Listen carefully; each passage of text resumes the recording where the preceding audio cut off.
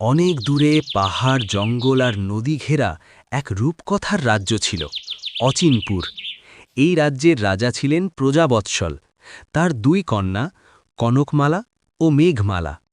দুই রাজকন্যা একই প্রাসাদে বড় হলেও স্বভাবে তারা ছিল একেবারে ভিন্ন। কনকমালা ছিল দুরাচারী ও অহংকারী, আর মেঘমালা ছিল শান্ত, সুশীলা ও দয়ালু। এই প্রাসাদে সবাই এত ধীর কেন? আমার আদেশে দেরি মানে শাস্তি। ক্ষমা করবেন রাজকন্যা। দিদি, একটু দয়া দেখালে মানুষ আপনাকে আরও সম্মান করবে। সম্মান ভয়ের চেয়ে বড় কিছু নেই।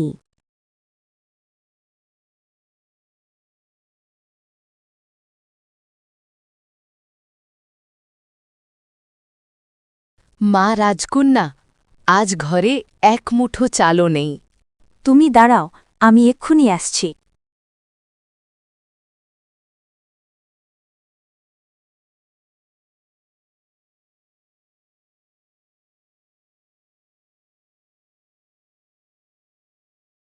এই নাও খাবার, কাল আবার এসো।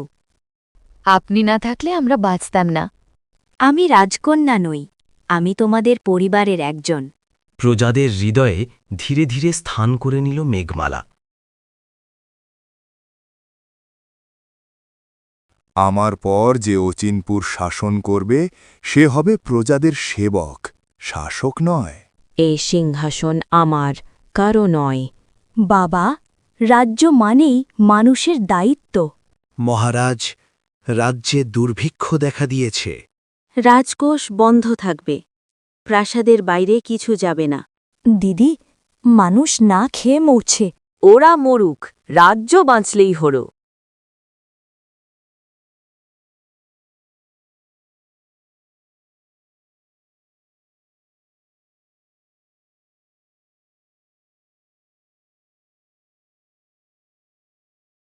প্রজারা এখন মেঘমালাকেই বেশি ভালোবাসে। তাহলে তাকে সরাতে হবে। কিভাবে? এমন অভিযোগ বানাও যাতে সবাই বিশ্বাস করে।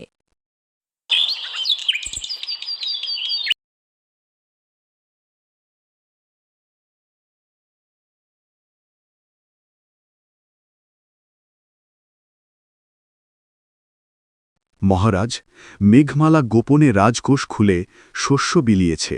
এ কি সত্য মেঘমালা? আমি ক্ষুধার্ত মানুষকে বাঁচাতে চেয়েছি। যদি এটাই অপরাধ হয়, আমি অপরাধী। রাজ্যের শান্তির জন্য বনবাস দরকার। রাজ্যের জন্য তোমাকে বনবাসে যেতে হবে। মিথ্যা অপরাধের বোঝা নিয়ে মেঘমালা চলে গেল গভীর অরণ্যে। কে মা তুমি? একজন মানুষ যার অপরাধ দয়া।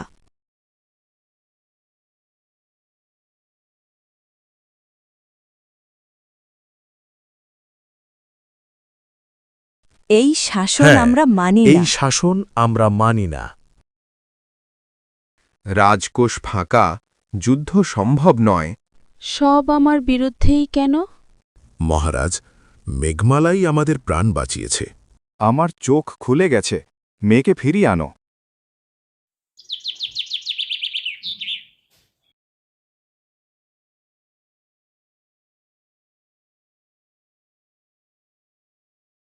আমি ভুল করেছি, আমাকে ক্ষমা করো।